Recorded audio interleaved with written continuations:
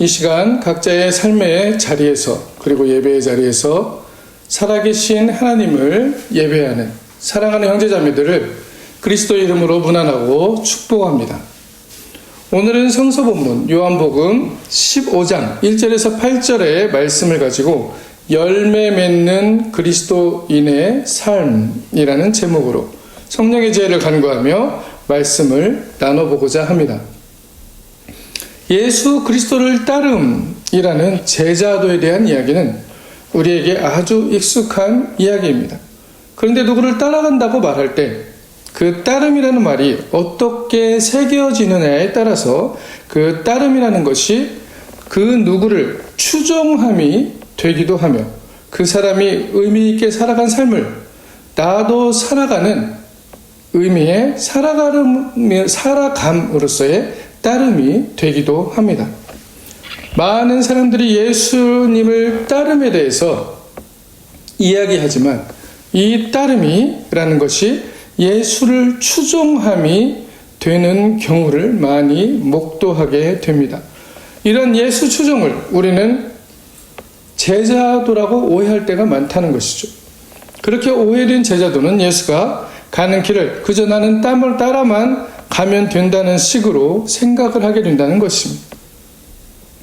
내가 그저 따라만 가면 예수님이 다 내 문제들을 해결해 주실 거야 라는 식의 이해이죠. 그러나 이러한 방식의 예수를 따르면 예수를 열광적으로 추종하는 사람으로서의 제자들의 모습인 것입니다.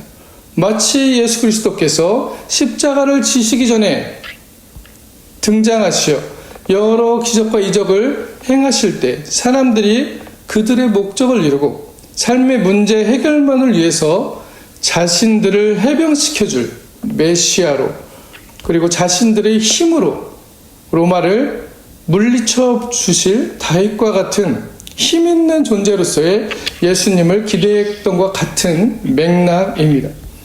그들의 따름은 이러한 의미에서 추종의 의미였습니다.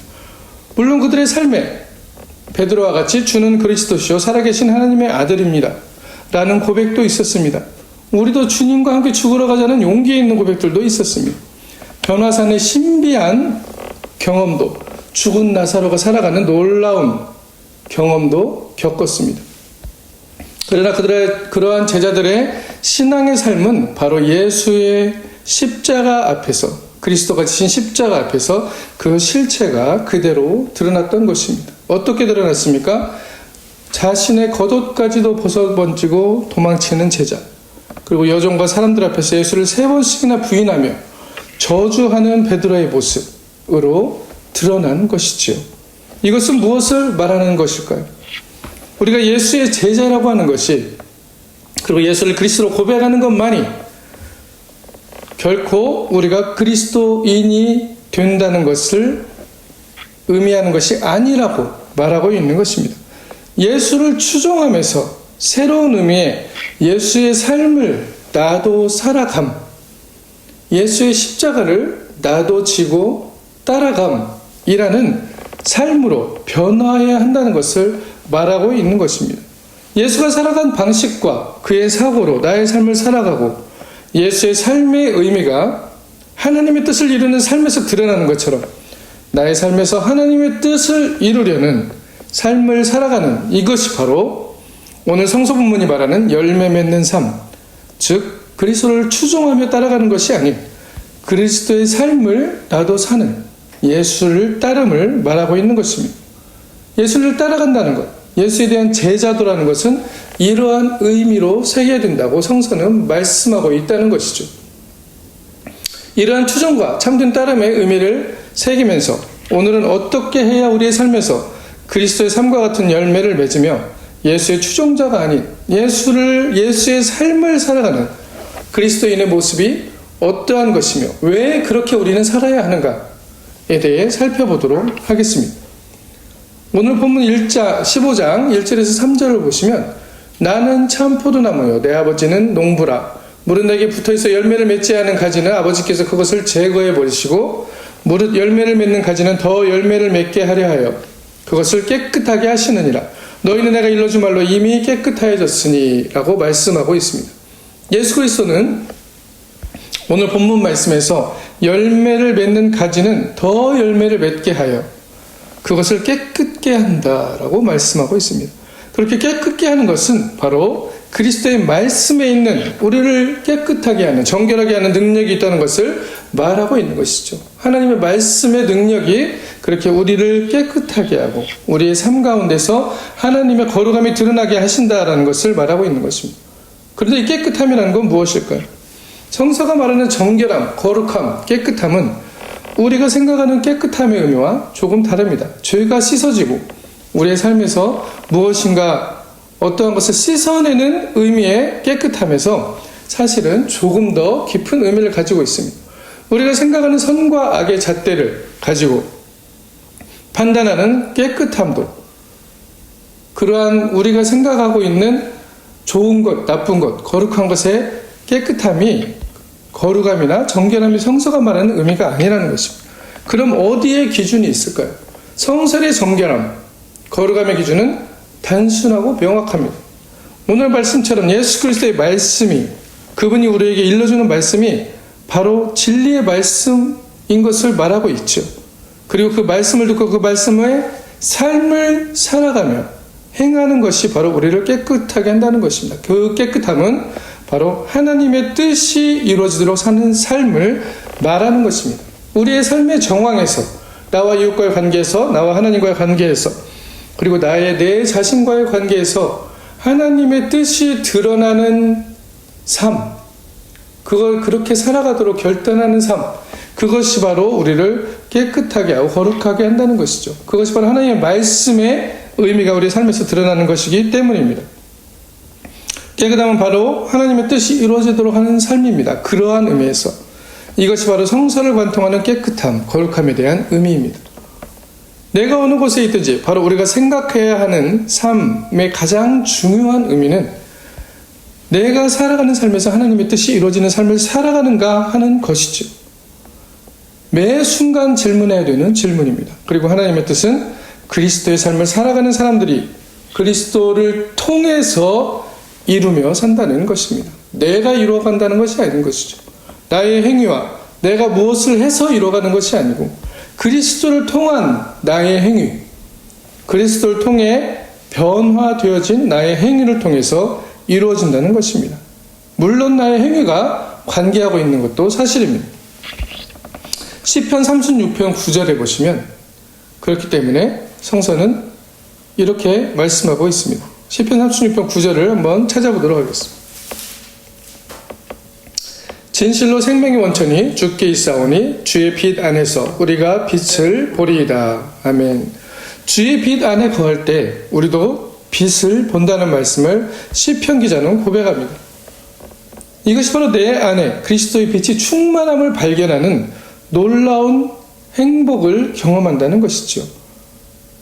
그런데 예수님은 이미 깨끗해졌다고 말씀하시는 것입니다. 그럼 문제가 어디에 있는 것일까요? 그렇습니다. 내가 스스로 나를 깨끗하지 못하라고 생각하는 부분이 있는 것이죠. 물론 우리는 구원받고 있는 죄인된 자들입니다. 이것은 우리의 죄성을 부정하는 말이 아닙니다. 우리의 죄성을 발견하고 난 이후에 바로 자기중심적이고 종교적이고 또한 나의 소원과 욕망을 이루려는 어떤 종교성에서 벗어난 새로운 자아로, 새로운 그리스도인으로 태어난 이후에 주어지는 그리스도의 복에 대해서 이야기하고 있는 것입니다. 하지만 우리의 신앙의 삶은 대체적으로 어떻습니까? 그리스도를 믿는다고 그리고 구원을 받았다고 하는 우리의 삶을 살면서 우리는 그리스도의 빛으로 능력으로 가득 찬 하나님의 자녀의 삶을 누리지 못한다는 것을 발견하고 있습니다. 무언가 나는 하나님으로부터 멀리 떨어져 있는 것만 같고 세상에 살다 보면 소위 말하는 영적인 에너지가 고갈되는 것 같고 그래서 하나님으로부터 분리된 것처럼 생각하며 살아간다는 것이죠. 그런데 예수님 오늘 본문에서 우리가 이미 깨끗해졌다라고 말씀을 하고 있습니다. 주님의 말씀으로 내가 너에게 이룬 말로 깨끗해졌느니 라고 말하고 계신 것이죠. 이 말씀을 오해하여 나는 그냥 깨끗해라는 것을 말하는 것이 아닙니다. 깨끗함의 의미가 하나님의 뜻이 드러남이라는 것을 이미 말씀을 드렸습니다. 이 말씀은 열매 맺는 가지에 대한 이야기입니다. 그래서 내 삶이 그리스도의 삶을 살아가기로 결단하고 그 결단 안에서 고민하는 사람들의 이야기인 것입니다. 그리고 이 열매 맺는 가지는 그리스도의 말씀으로 이미 깨끗해진 것을 발견하는 것입니다. 그리스도가 그것을 우리에게 가능하게 하기에 우리는 죄인인 동시에 또한 그리스도의 삶을 사는 그리스도인이 될 수 있다는 것이죠. 깨끗함이 하나님의 뜻이 이루어지는 삶, 그리스도의 삶을 나도 살고 있다는 것이기 때문에 이것을 오래된 영적인 선배들과 교부들 또한 일어나야 할 것이 일어나는 삶이라고 말하고 있습니다. 이러한 삶을 살아가는 삶의 상태, 워낙 주어진, 이미 우리 안에 하나님께서 불어넣어 주셨던 그 주님의 빛, 하나님의 빛을 발견하는 삶이죠. 그것이 함께하고 있다는 것을 우리가 발견할 수 있다는 것을, 그리스도를 통해서 발견할 수 있다는 것을 말씀하고 있는 것입니다. 이런 삶의 상태를 살아가는 마음의 상태를 14세기 수도사 마이스터 에크하르 같은 수도사는 올바른 마음 상태에 있는 사람은 교회에 있든지 시장에 있든지 상관없이 항상 그 마음 상태에 머문다라고 얘기하고 있습니다. 올바른 마음 상태라는 것은 그리스도의 빛이 드러나는 마음의 상태를 가지고 살아가는 그리스도인을 말하는 것입니다. 우리가 말하는 올바른 어떤 도덕적 윤리적인 올바른 것을 말하는 것이 아닙니다. 그것도 포함되고 있겠죠. 하지만 이 올바른이라는 말은 깨끗함이라는 말의 의미와 같이 그리스도의 빛이 드러나는 마음의 상태, 하나님의 뜻이 드러나는 마음의 상태를 가지고 사는 그리스도인에 대해서 말하고 있는 것입니다. 그리고 그들은 어디에 있든지, 우리가 교회라는 건물 안에 있든지 시장에, 소음이 가득한 시장에 있든지 어디에 있어도 우리는 같은 마음 상태로, 올바른 마음 상태로 그리스도의 마음 상태로 살아가게 된다는 것을 이야기하는 것입니다. 세상에 살아가면 흔히들 말하는 하나님으로부터 멀어지고 영적인 에너지가 고갈된다는 식의 이론은 사실은 성서적인 이론이 아닙니다. 많은 영성가들이, 그리고 오늘 본문에서 예수님도 그 말씀을 해주시고 계시는 것이죠. 이처럼 우리가 열매 맺는 삶, 그리스도의 삶을 살아가는 첫 번째 이유는 바로 여기에 있습니다. 우리의 마음 상태가 그리스도의 마음이 되어 세상의 어떤 것도 우리 마음의 평안을 깨트릴 수 없기 때문입니다. 그리스도 안에 있는 사람들에게는 이런 놀라운 세상이 줄 수 없는 평안을 주신다고 약속하고 계십니다. 요한복음 14장 27절을 같이 한번 읽어보도록 하겠습니다. 요한복음 14장 27절, 평안을 너에게 끼치노니 곧 나의 평안을 너에게 주노라. 내가 너에게 주는 것은 세상이 주는 것과 같지 아니하니라. 너희는 마음에 근심하지도 말고 두려워하지도 말라. 아멘. 근심과 두려움은 어디에서 오는 것입니까? 바로 내가 생각하고 내가 옳다고 생각하는 것이 되어지지 않을까라는 것에 대한 근심인 것이죠. 이것이 안 되면 어떻게 할까? 그리고 그 근심은 두려움으로까지 바뀌게 되는 것입니다.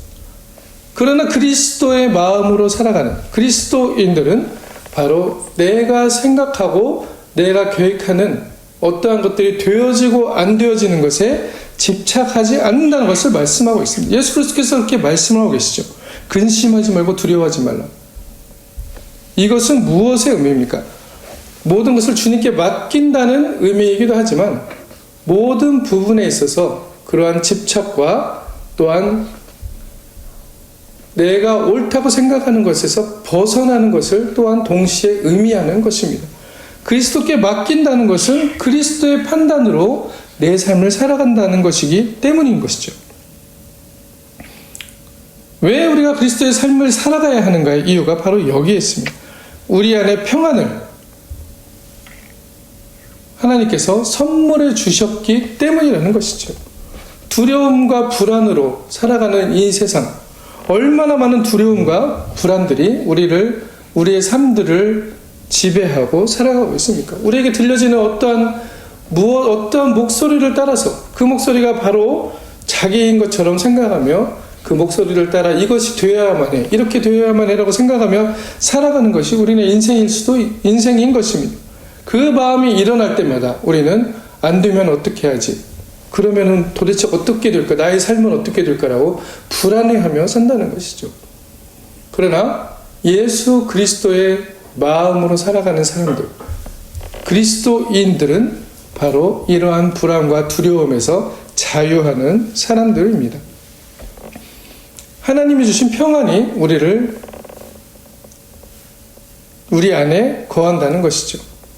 내 안의 평안을, 그리고 하나님의 뜻이 이웃 사랑으로 드러나기 때문에 내 안의 평안을 이웃에게도 나누며 끼치며 살 수 있는 사람들이 되는 것입니다.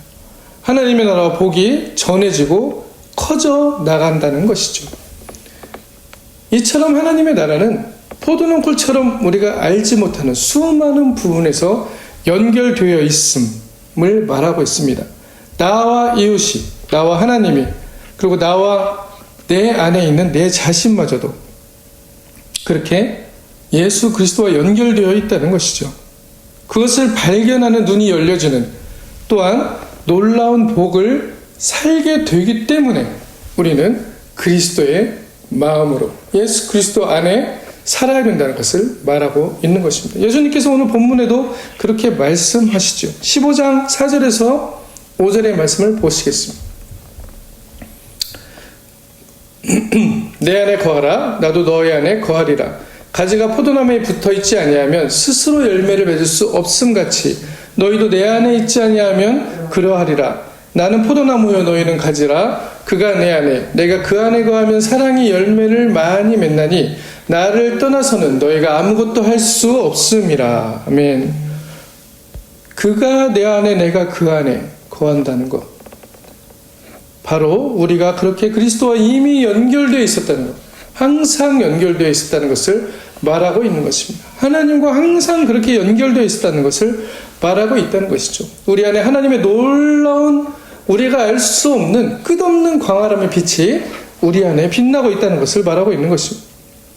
우리가 그것을 바라보지 못하는 것은 당연히 우리의 눈이 어두워져 있기 때문이죠. 어디에 어두워져 있습니까?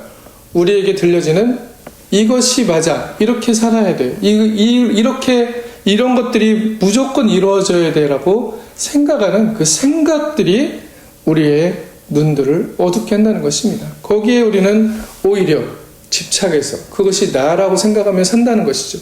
그러나 성서는 말씀합니다. 그 모습이 나의 모습이 아니라는 것이죠. 우리 안에 그리스도와 연결되어져 있고 그리스도 안에서 살아갈 수 있는 놀라운 평안과 행복들과 또 놀라운 복들을 주셨는데 그것들을 누리지 못하며 살아가기 때문에 하나님께서는, 예수님께서는 항상 안타까운 마음으로 내 안에 거하라. 그가 내 안에, 내가 그 안에 거하면 이 사람이 열매를 많이 맺나니라고 말씀하는 것입니다. 나를 떠나서 너희가 아무것도 할 수 없다는 것까지 말씀하시는 것이죠. 그렇기 때문에 우리가 그리스도 안에 거해야 되는 것이죠.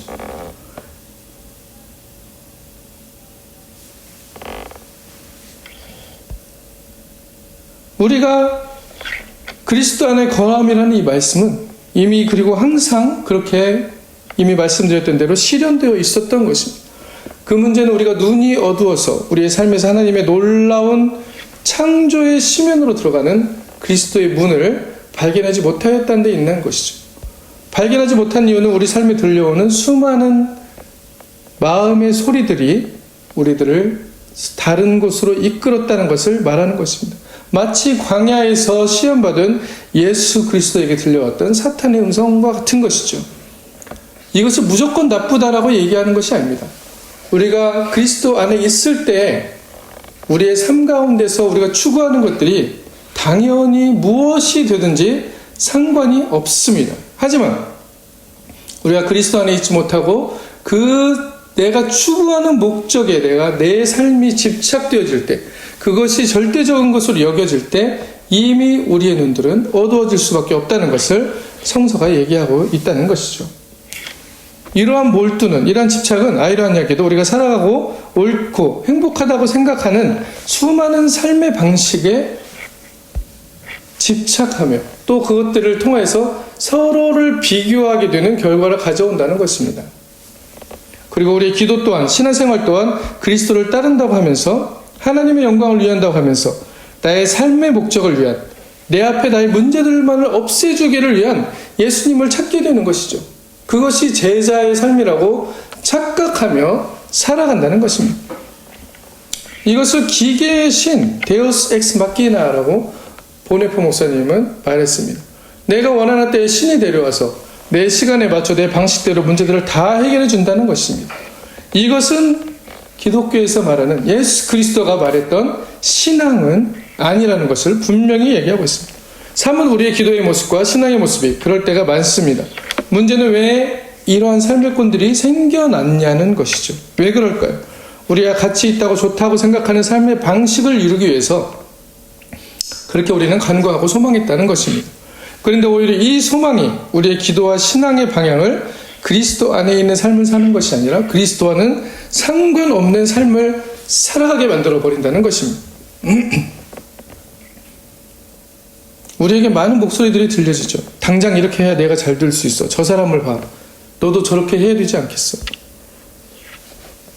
어쩔 수 없어. 다른 사람의 희생을 딛고 너는 일어설 수밖에 없어. 라는 생각들. 이런 것들이 마치 진정한 내면의 목소리인 것 같다는 것입니다. 이러한 상태는 그리스도 안에서 그리스도의 삶을 살아가며 하나님의 나라를 이루는 참된 신앙의 자리에서 이탈한 자기 상실의 상태인 것인데도 그것을 알지 못한다는 것이죠. 이런 삶의 결과가 무엇입니까?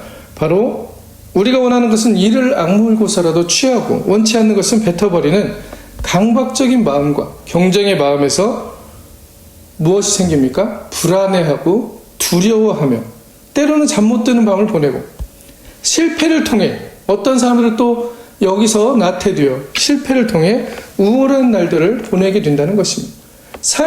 나의 삶을 그대로 나의 삶으로 하나님이 주신 놀라운 복 있는 삶으로 받아들이지 못한다는 것이. 이것을 사도 바울은 사냥꾼이 올무에 갇혀있는 새와 같다라고 표현합니다. 그리고 그런 삶의 불안과 강박에서 해방될 수 있는 유일한 길은 오늘 본문처럼 그리스도 안에 거하는 것이라고 말하고 있는 것이죠. 시편 124편 7절을 같이 한번 살펴보도록 하겠습니다. 시편 124편 7절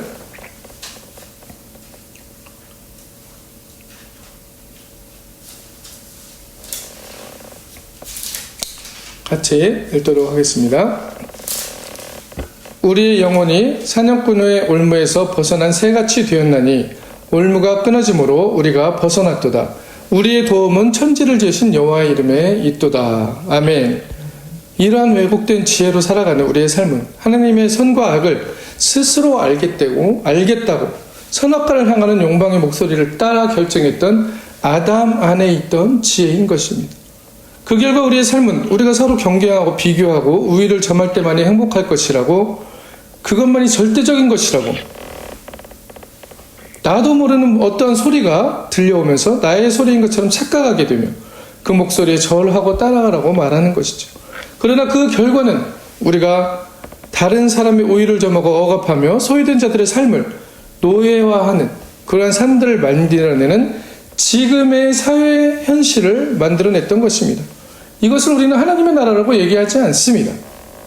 하나님의 나라는 이것과는 전혀 다른 것이죠. 우리가 생각하는 꿈꾸는 천국이라는 것은 이러한 나라가 아니었다는 것을 우리는 분명히 알고 있습니다. 내가 성공하려면 다른 사람이 실패하게 되는 그런 비극적인 삶의 결과가 나타나지 않는 곳이 바로 하나님의 나라인 것이죠.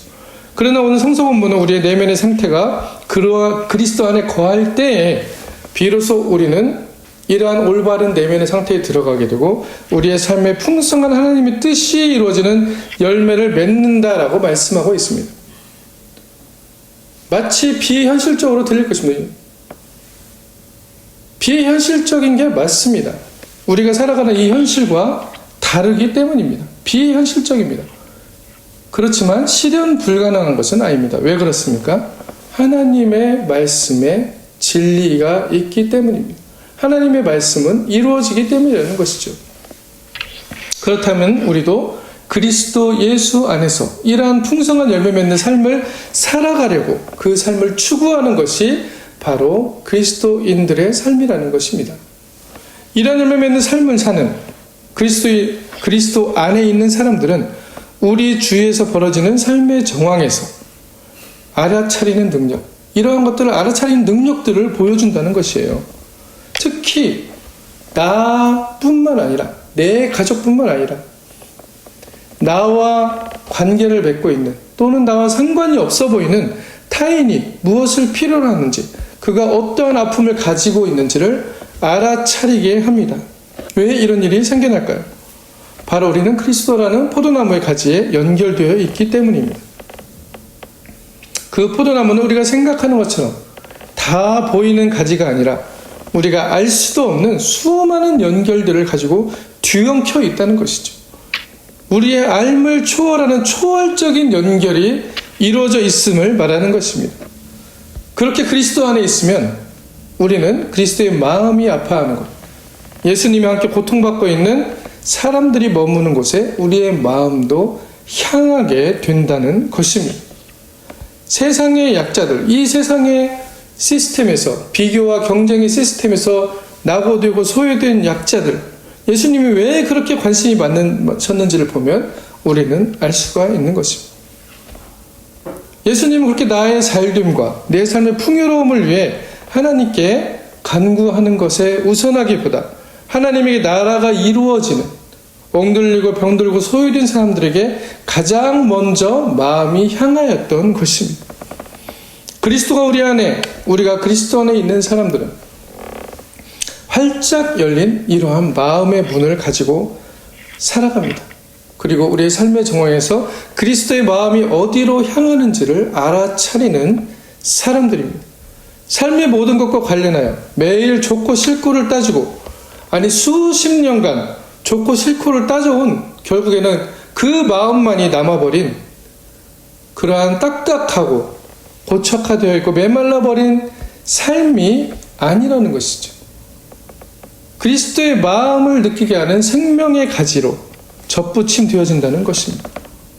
좋은 나무가 되는 것이며 좋은 열매를 맺는 그리스도의 삶을 살아갈 수 있다는 것입니다.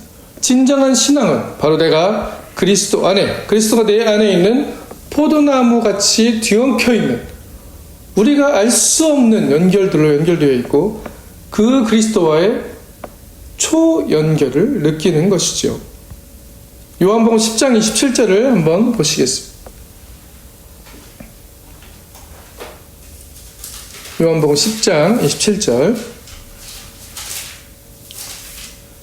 내 양은 내 음성을 들으며 나는 그들을 알며 그들은 나를 따르느니라.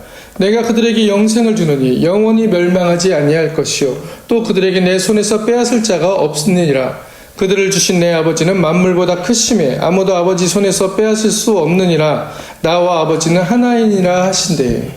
그리스도가 아버지와 하나이듯이 우리도 그리스도 안에, 그리스도가 내 안에 있는 초연결을 체험함으로써 그것으로 인해서 우리도 하나님과 영으로 하나가 되는 것입니다. 하나님의 영이 우리 안에 이미 태초부터 불어넣으신 그 숨결로서 하나님의 생명으로 숨쉬고 있다는 것을 발견하는 것이죠. 목사님, 그런데 저는 현실의 문제가 더 중요한데요. 이것이 해결 안 되고 다들 무슨 소용입니까? 라고 말씀하는 분들이 계십니다. 예수님은 우리의 삶의 문제에도 관심이 많으신 분이시죠. 그리고 우리가 가장 행복하게 살아갈 수 있는 방법을 우리의 삶 가운데서 인생의 이야기를 예수님이 제시하고 계시다는 것을 우리는 또한 잊어서는 안 될 것입니다. 예수님은 우리가 어떻게 거룩해지고 어떻게 하나님을 기쁘게 하고를 말하기에 앞서 우리의 인간의 삶이 얼마나 진정으로 인간답고 행복한 삶을 살아가기를 원하는지를 말씀하고 싶었던 것입니다. 그것이 바로 하나님을 기쁘게 하는 삶이고 하나님의 나라를 이루는 삶이 되는 것이기 때문입니다. 우리의 마음과 내면의 상태가 바로 우리의 삶으로 드러나기 때문에 우리가 그리스도 안에 있지 않고 나의 생각과 감정의 목소리만을 따라 진짜 나로 여기고 살아갈 때 드러날 수밖에 없는 수많은 문제들, 그리고 이미 그렇게 굴러가고 있는 이 세상에 드러난 문제들을 근본적으로 해결하기 위해서 하나님의 나라를 말씀하시고 하나님의 뜻이 이루어지는 기도하는 삶을 살아가셨던 것이죠.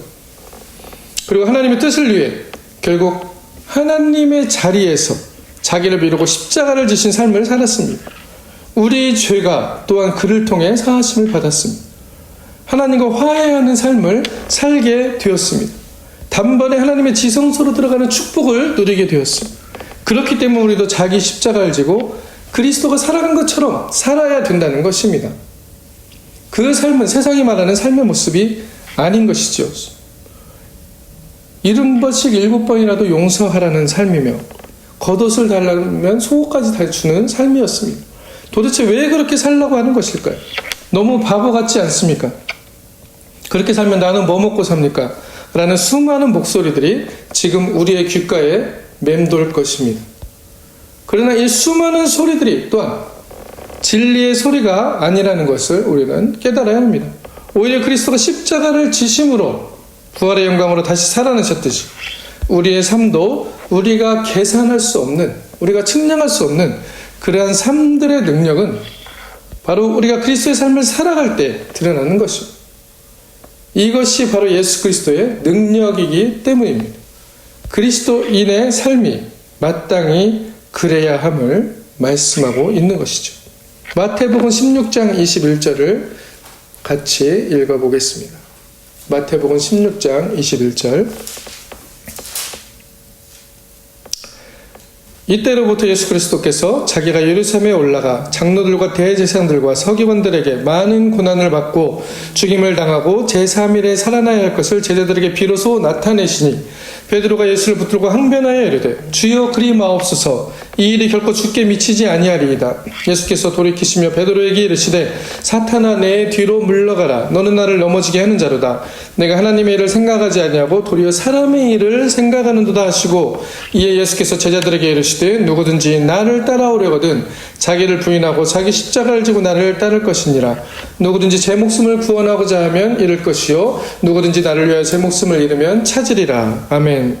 수많은 사람들이 이 말을 현실성이 없는 말씀이야. 어떻게 그렇게 살아라고 생각할 것입니다. 그런 목소리들이 들려올 것입니다. 그러나 예수님의 말씀은 진리입니다. 우리가 말하는 현실성, 내가 현실이라고 생각하는 것에 대해서 당연히 비현실적입니다. 성서는 전혀 다른 현실을 이야기하기 때문입니다. 그리고 우리는 이러한 삶을 살아가야만이 그리스도인이 되는 것입니다. 예수 안에 있는 사람들의 삶이 이러한 것이라고, 과실을 많이 맺는 사람들의 삶이 이러한 것이라고 예수 그리스도는 말씀합니다. 베드로가 예수 그리스도가 십자가에 돌아가실 것이라고 말할 때 항변하여 그리 마옵소서. 어떠한 성서본문에는 예수님을 나무랐다는 성서본문까지 있습니다. 왜 그럴까요? 내가 생각했던 예수의 삶의 방식과 다르기 때문입니다. 예수님이 이렇게 해야 되는데 왜 저러시지? 이해가 안 갔다는 것이죠.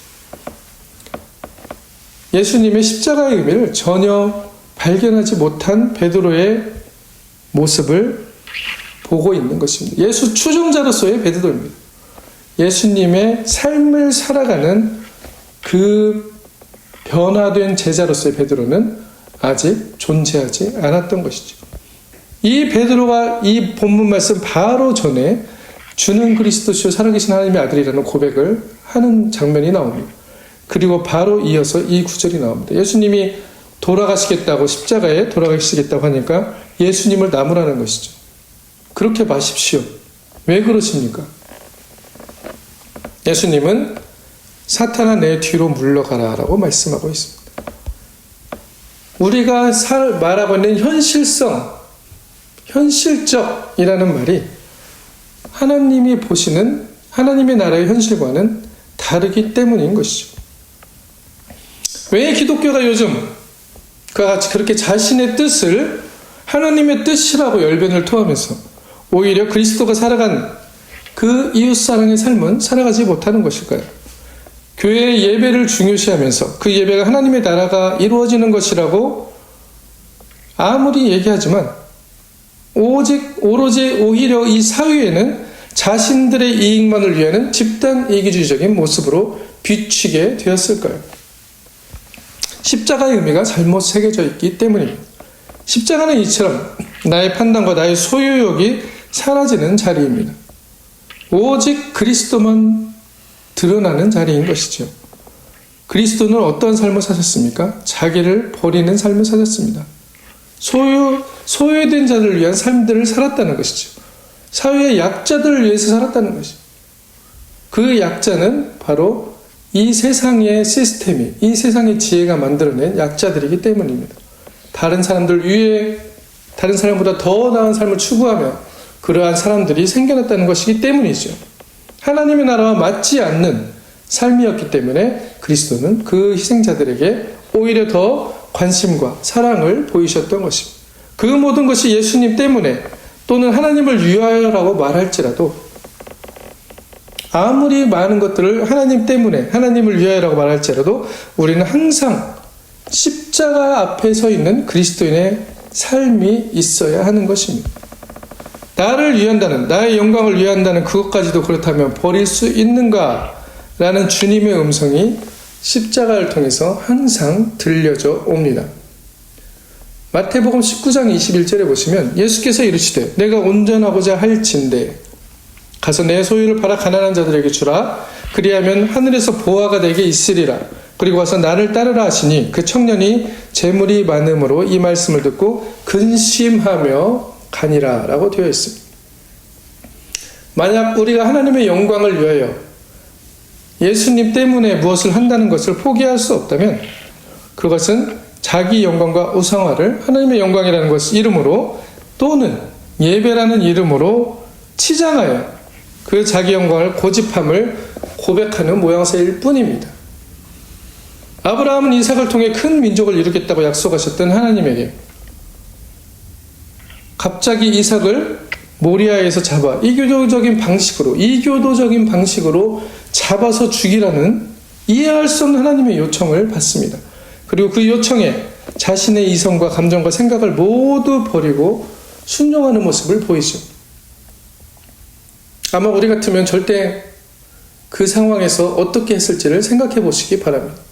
이 십자가의 순종, 나의 이성과 감정과 생각과 소유욕과 모든 것들, 소위 하나님의 영광이라고 말하는 것까지도 버릴 수 있는 순종이 바로 오늘 우리에게 필요합니다. 그 하나님의 영광이라는 것을 통해서 현 교회가 만들어내고 있는 것은 바로 사회적인 문제들이기 때문이라는 것이죠. 많은 사람들에게 오히려 해를 끼치는 일들을 이뤄내고 있기 때문입니다. 그것이 하나님의 나라가 이루어지는 것이 아니기 때문이죠. 내 생각이 마치 하나님의 생각인 것처럼 착각하며 그것을 고집하는 것의 결과가 하나님의 뜻을 드러내는 것이 아니고 삶의 분열과 포악과 억력과 억압으로 나타난다면 그리고 그것은 결코 하나님의 나라가 아니기 때문입니다. 그 열매가 하나님의 나라를 이루는 열매가 아니라는 것이죠. 오늘 본문에서 말씀하십니다. 6절에서 8절을 보시면 사람이 내 안에 거하지 아니하면 가지처럼 밖에 벌어져 마르나니 사람들이 그것을 모아다 불에 던져 사르느니라. 너희가 내 안에 거하고 내 말이 너희 안에 거하면 무엇인지 원하는 대로 구하라. 그리하면 이루리라. 너희가 열매를 많이 맺으면 내 아버지께서 영광을 받으실 것이요 너희는 내 제자가 되리라. 그리스도와 연결되지 않은 삶은 말라가는 삶이 됩니다. 결국 허무하고 황폐한 삶으로 공허한 삶으로 남겨져 어디서 오는지도 모르는 그 소리에 이끌려 평생을 비평하고 또 질투하며 또 불만을 토로하며 그렇게 살아간다는 것이죠. 그리고 그런 불만과 비평과 불평들은 다른 이들을 억누르고 짓밟고 일어서서 나의 유익만을 추구하는 삶을 살게 됩니다. 나의 가족, 더 나아가서 나의 공동체라고 할지라도 그 유익이 우선이 되어져 버리는, 그렇게 다른 사람들이 소외되어져 버리는 그런 삶의 결과를 만들어낸다는 것이죠. 메마른 삶의 현실만이 남게 됩니다. 행복한 듯하나 이것이 바로 메마른 삶이라고, 예수 그리스도께서 떨어져 나간 삶이라고 성서는 증거합니다.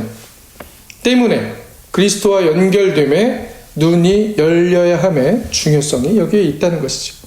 이와 같이 우리가 무엇이든지 구할 수 있는 것은 바로 현 세상이 주는 가치를 따르는 것, 내가 소유하고자 하는 것을 구하는 것이 우선된 기도를 드릴 때가 아닌 그리스도의 삶이 나의 삶이 되어드리는 기도의 제목들이 되어질 때입니다. 이처럼 그리스도인들은 매일을 새롭게 태어나는 자들입니다. 매 순간 새롭게 결단하며 살아가는 존재들이라는 것이죠. 로마서 14장 8절. 로마서 14장 8절을 찾아 읽어보도록 하겠습니다.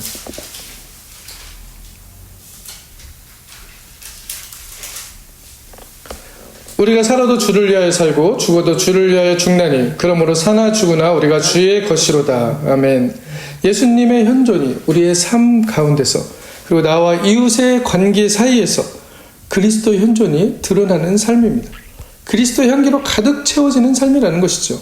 살아도 주를 위하여 죽어도 주를 위하여, 이 말이 우리의 삶에서 어떠한 열매로 맺혀지는가가 이 말을 증명해 주기 때문입니다. 내가 그리스도 안에, 그리스도가 내 안에 있음이 우리의 열매를 통해 드러나게 된다는 것이죠. Let me heart be broken by the things that break the heart of God 이란 말이 있습니다. 하나님의 마음을 상하게 하는 것들로 인하여 제 마음도 상하게 하소서라는 말입니다. 월드비전과 사마리안 퍼스라는 구호단체를 세운 한국의 고아의 아버지라는 밥 피어스 선교사의 기도문입니다. 우리도 그리스도의 삶을 살아가기 위해서 이러한 기도의 삶이 요청됩니다. 그리스도의 마음이 있는 곳이 우리의 마음이 있는 곳이 된다는 것이죠. 그리스도의 마음이 상하는 그곳에 우리의 마음도 상하게 하소서, 그리고 우리를 그곳에 보내소서라는 기도가 우리의 삶을 가득 채우게 될 때 그리스도인의 삶은 그리스도의 빛으로 가득한 삶이 될 것입니다. 하나님의 영광을 위한, 하나님의 영광을 위한 열매가 맺는 삶의 의미가 된다는 것이죠. 이것이 바로 예수님이 말씀하시는 참 사람됨의 인생입니다. 왜 살아가는지, 우리가 왜 살아가는지에 대한 중요한 의미이기도 합니다. 하나님의 나라를 이루며 살아가는 그 삶의 이유이기도 합니다. 그리스도의 삶과 십자가의 의미를 깨달아서 매 순간 각자 삶의 정황에서 새롭게 태어나는 존재가 되시길 바랍니다. 그렇게 우리의 삶에 그리스도의 현존의 선한 능력들이 지금 그리고 여기 곳곳에서 드러나서 하나님의 나라를 위해 무엇이든지 원하는 대로 구하여 이루어짐을 받는 놀라운 여호와 이레의 복이, 아브라함의 복이 있는 삶을 살아가시기를 또한 그리스도의 이름으로 간절히 축원합니다. 아멘.